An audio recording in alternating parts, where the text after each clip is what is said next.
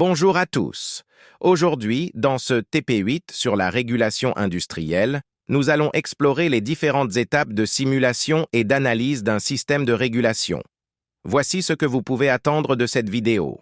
Pour un système en boucle ouvert, pour analyser un système du premier ordre à partir d'un graphique de réponse indicielle, suivez ces étapes simples. Trouvez le gain statique.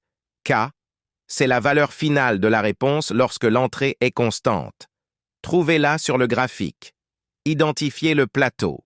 C'est la partie de la réponse où le système atteint son régime permanent. Repérez-le graphiquement. Déterminez la constante de temps, T. C'est le temps nécessaire pour que la réponse atteigne environ 63,2% de sa valeur finale. Trouvez-le graphiquement. Trouvez le temps pour atteindre un pourcentage spécifique. Par exemple, pour trouver le temps nécessaire pour atteindre 3,2% de la valeur finale, identifiez-le également graphiquement.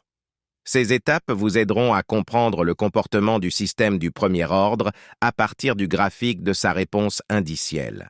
Pour simuler la réponse indicielle d'un système en boucle ouverte, suivez ces étapes générales. La modélisation du système en boucle ouverte implique la détermination de ses caractéristiques telles que les coefficients du système, A0, A1, A2, la constante de temps, P, le gain statique, K, la pulsation propre du zéro, le facteur d'amortissement, 0, etc. Ces données sont cruciales pour définir le système à simuler. Pour mettre en place la simulation, utilisez un logiciel dédié comme MATLAB Simulink. Dans ce cadre, définissez les équations différentielles ou de transfert du système en fonction de ses caractéristiques. Cette étape prépare la simulation de la réponse indicielle du système. Utilisez un signal d'échelon pour tester votre système et lancez la simulation. Observez attentivement la réponse du système au fil du temps. En analysant cette réponse, vous pourrez identifier des paramètres clés tels que le gain statique, la constante de temps, le temps de montée, le temps de stabilisation et d'autres caractéristiques importantes du système. Ces paramètres sont essentiels pour évaluer le comportement dynamique du système. Réponse indicielle. Analysez les résultats de la simulation pour comprendre le comportement du système. Comparez ces résultats avec les prévisions théoriques pour confirmer la validité de la simulation. En suivant ces étapes, vous pourrez obtenir des informations précieuses sur la réponse d'un système en boucle ouverte.